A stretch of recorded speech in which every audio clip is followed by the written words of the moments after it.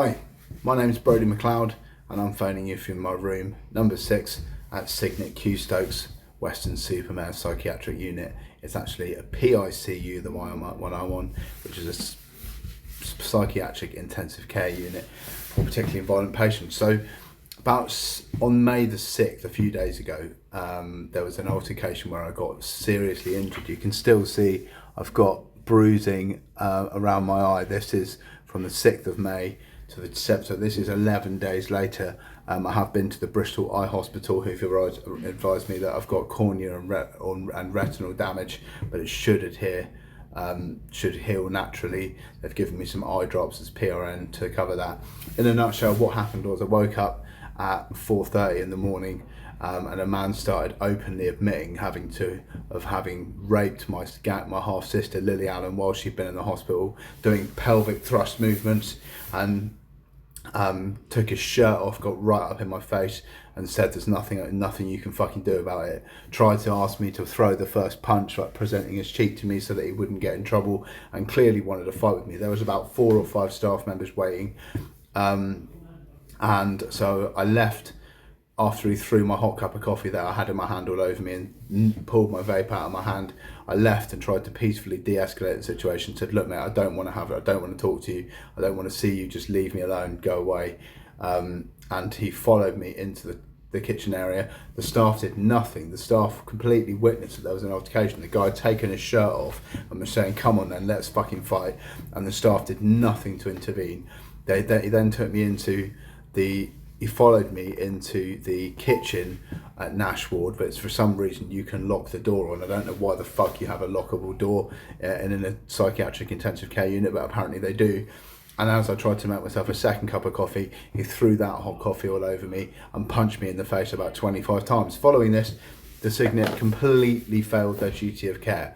So what they should have done first is segregate him. They've got equivalent of a padded cell, something called a segregation unit, which is for patients who are violent and aggressive. So he should have been segregated. He also should have been medicated with something called an AccuPhase injection, which is an injection that slows you down and makes you very slow and muscle stiff, so that you can't cause anybody any harm. They should also have called the police, which they didn't do. They didn't contact the police on my behalf and arrange for the officers to come out, cuff the bloke, take him to the police station, and let me make a formal statement.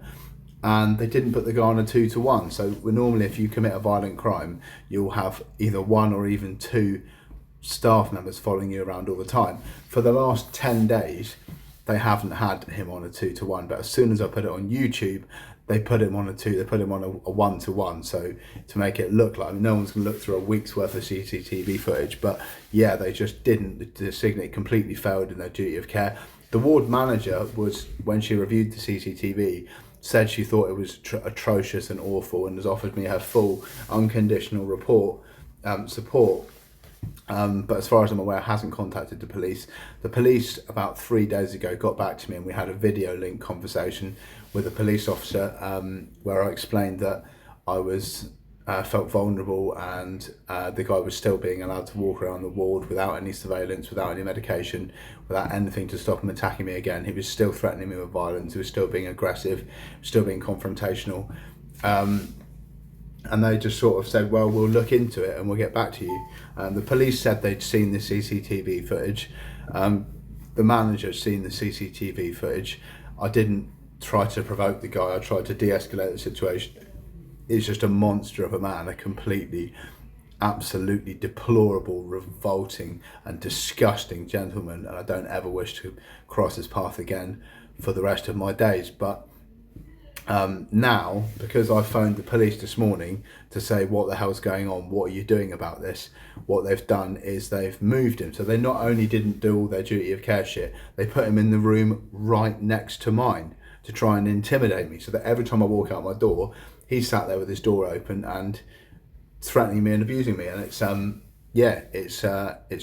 now I've called the police. He's now left the building in an ambulance to go back to a hospital in Devon, because he's worried that the police are going to turn up and put him in handcuffs, and take a formal statement from me, which is what the 101 call handlers seemed to think was appropriate before we finished the call.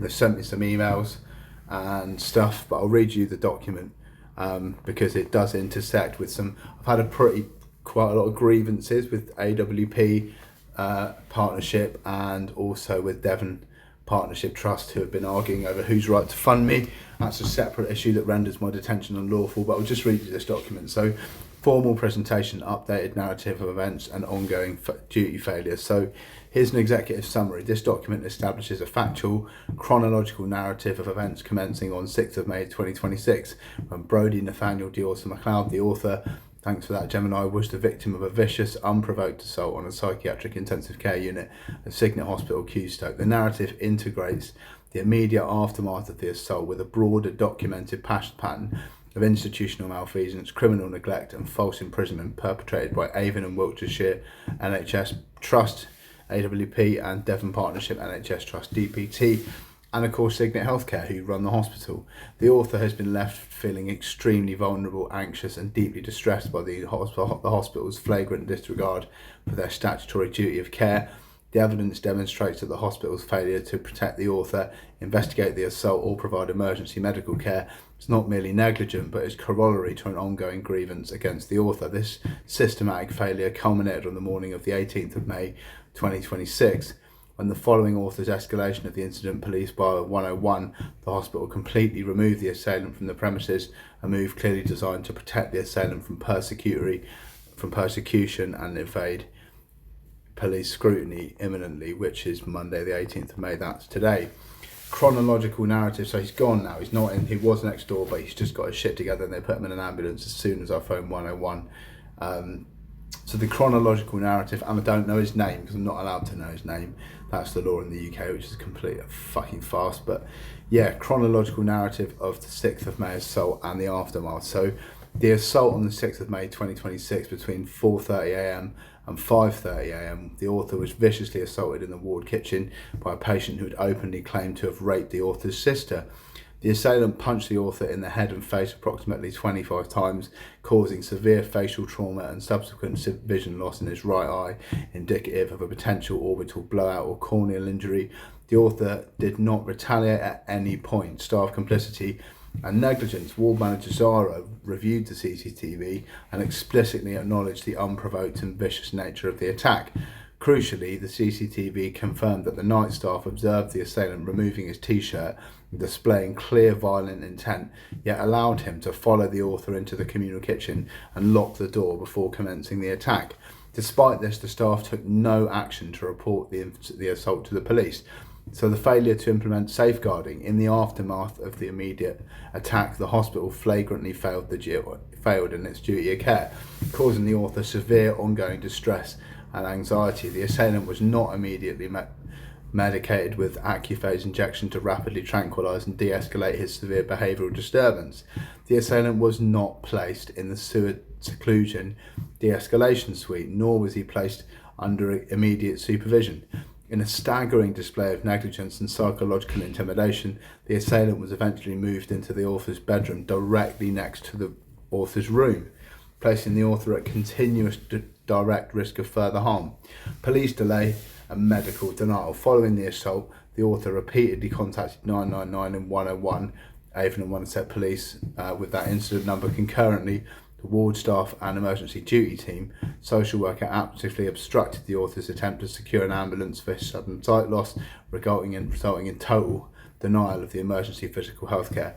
Reactive supervision, 16th of May 2026. The hospital only initiated supervision of the assailant approximately 10 days after the incident, only after the author published a YouTube video exposing the fact that the violent attacker was still roaming the communal areas unsupervised. This demonstrates that the hospital is deploying an absolute minimum duty of care solely to avoid prosecution rather than to protect a vulnerable patient. So, police escalation and assailant removal. On the 18th of May 2026, the morning of 18th of May 2026, the author contacted 101 to formally escalate the police response regarding the assault. Immediately following the call, hospital completely removed the assailant from the hospital. The rapid transfer serves to protect the assailant from criminal prosecution should the police arrive today, further obstructing justice and prioritising the protection of a violent offender over the victim. Intersecting narratives, so institutional persecution and false imprisonment. The hospital's blatant protection of the assailant and the obstruction of police investigation cannot be viewed in isolation. As details in the author's formal reports, the erasure protocol and the narrative of false imprisonment, the hospital is actively persecuting the author to conceal a broader criminal conspiracy. So first of all, you've got data concealment and informational blackout. So since I got here on the 8th of August 2024, there's been a systemic redaction of my primary care records constituting willful neglect. The refusals to document life-critical treatments such as aripiprazole depots, paliperidone, haloperidone. These are injections that parallel the hospital's refusal to accurately document or respond to the physical assault. If I'd been hit by a bus and put under general anaesthetic, I would literally die. If I was not, it's not on my medical records. The NHS would have to be acting blind, and it would kill me if I was put into a induced coma or artificial or under general anaesthetic right now if they didn't know what medicine I was on, and they didn't update the form either. Unlawful commissioning and falsified documents. The author's detention under Section 3 of the Mental Health Act is legally void due to an unlawful funding switch between AWP and DPT in January 2025, which occurred immediately after the author exposed an unauthorised moonlighting social worker named Catherine Fall. Mental health paperwork was forged with factually impossible dates too. The hospital's refusal to segregate or sedate the assailant, the punitive decision to place him in an adjacent room, and his sudden removal this morning following a 101 call is a direct continuation of this persecution. The ward management are actively suppressing the assault investigation because police involvement would expose the ward's gross negligence for the forged detention paperwork and the ongoing false imprisonment. So verbatim legislative breaches. The hospital and its staff are in direct violation of several statutes. Below are verbatim quotes from the relevant legislation detailing the broken law. So first of all, the Care Act 2014, section 42, that says specifically that the local authority must make or cause to be made whatever inquiries it thinks necessary to enable it to decide whether any action should be taken in the adult's case, and if so, what and by whom. Context: the hospital and the EDT failed to make safeguarding inquiries or take action to protect the author from an active attacker experiencing or at risk of abuse, leaving the author feeling exceptionally vulnerable. Then you've got the Mental Health Act Mental Health Act 1983 Code of Practice. Care and treatment should always be a means to promote recovery, be of the shortest duration necessary, be the least restrictive option, and keep the patient and other people safe. The context: to the refusal to utilise the segregation suite to contain a patient exhibiting severe behavioural disturbance and directly breach the statutory requirement to keep other people safe. Then you've got the Human Rights Act, so that's prohibition of torture, includes protection from inhuman or degrading treatment. The context of what happened here: they failed to protect the author, that's me, from known violence, denying emergency medical care for impaired vision, and moving the assailant to an adjacent room constitutes inhuman and degrading treatment by the state, directly causing severe anxiety and stress. Criminal Justice and Courts Act 15, section 15, section 20, 2015, whatever, you can read it, I can't. I'm on lots of meds. Section 20 makes it an offence for an individual who has the care of another individual by virtue of being a care worker to ill-treat or willfully neglect that individual.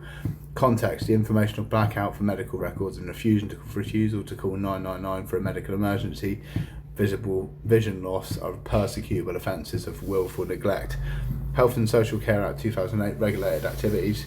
2014 Regulation 17 systems or processes must be established and operated effectively to ensure compliance with the requirements in this part, to assess, monitor and mitigate risks relating to the health, safety and welfare of the others and others who might be at risk. So this systematic failure to maintain accurate records, report the assault to the police or properly mitigate the risk posed by the assailant compose a gross breach of the CQC governance regulations. I hope you enjoyed that video.